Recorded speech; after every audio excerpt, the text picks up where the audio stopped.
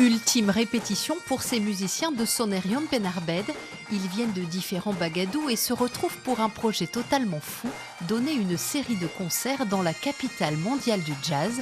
Ils s'envoleront jeudi pour la Nouvelle-Orléans. L'heure est au dernier préparatif. Alors attention, je crois que là-bas, c'est important d'avoir un dress code.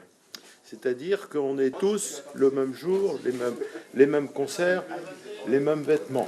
C'est un peu impressionnant d'aller jouer là-bas. On apprend qu'on va jouer à la radio, mais on est super contente de cette opportunité.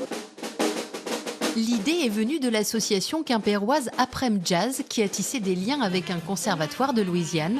L'été dernier, les jeunes joueurs de jazz américains ont fait sensation au Festival de Cornouailles. De pouvoir faire venir les musiciens traditionnels américains qui connaissent le jazz depuis un siècle à Quimper, c'était une idée super, quoi. L'idée, c'était quand même de faire un échange culturel et donc de renvoyer l'ascenseur avec un groupe de jeunes musiciens bretons. Des musiciens honorés de se produire dans la ville berceau du jazz, de quoi avoir des étoiles et des rêves plein la tête. Pour moi, c'est un lancement dans ma carrière, l'opportunité peut-être de quelque chose de nouveau, d'une poursuite d'études. Pour moi, c'est la poursuite d'un rêve avant tout et je suis très, très, très content. En marge de leurs études, ces jeunes sonneurs s'entraînent depuis des mois. Ils sont impatients de partager leur musique outre-Atlantique.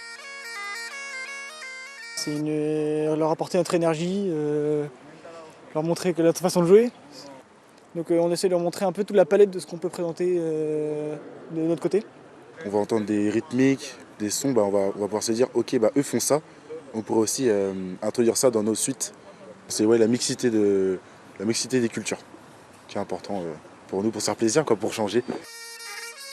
Un vent d'énergie bretonne risque de souffler fort à la Nouvelle-Orléans.